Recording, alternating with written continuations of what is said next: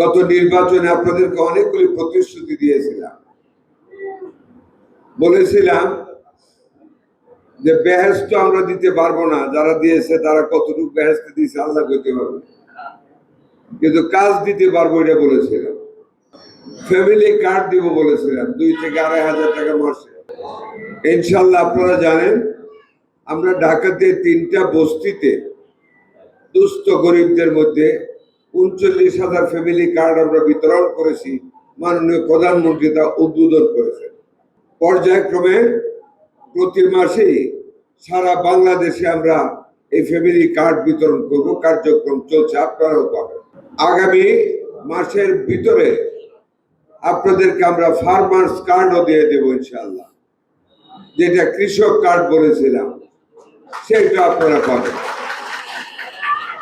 আর 3 মাসের ভিতরে আপনাদেরকে হেলথ কার্ড প্রদান করা হবে, যে কার্ড একেবারে বিজ্ঞানসম্মত একটি ডিজিটাল কার্ড, যার ভিতরে আপনার শরীরে কি কি জিন আছে সেইখান থেকে শুরু করে কোথায় কোন ডাক্তার দেখাইছেন সমস্ত রেকর্ড থাকবে। এখান থেকে যদি সে আপনি রাজশাহী গিয়ে ডাক্তার দেখান, মুখে কিছুই বলতে হবে না, কার্ড দেখলে বুঝতে পারবে আপনার রোগের সৃষ্টি কোনখান থেকে কোথায় এসেছে। সেই কার্ড আপনাদেরকে আমরা দেব।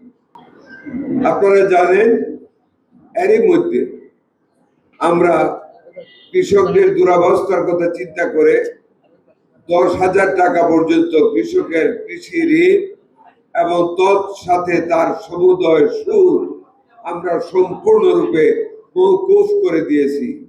আমরা প্রত্যেকটা মন্ত্রণালয়ে আমরা একেবারে সজাগ দৃষ্টি রেখে আমরা কাজ করতেছি, যাতে করে জনগণের উপকার হয়, যাতে করে আপনারা যে ভোটটা দিয়েছেন সেই ভোটের জন্য যাতে আপনাদেরকে এই দুনিয়াতে যাতে কিছু কল্যাণ দিয়ে যেতে পারি, সেই চেষ্টা আমরা করতেছি, যাতে আপনারা বুঝেন যে ভোট দিয়ে যাকে এমপি বানিয়েছেন তিনি আমাদের কাছে দায়বদ্ধ, জবাবদিহিতা আছে।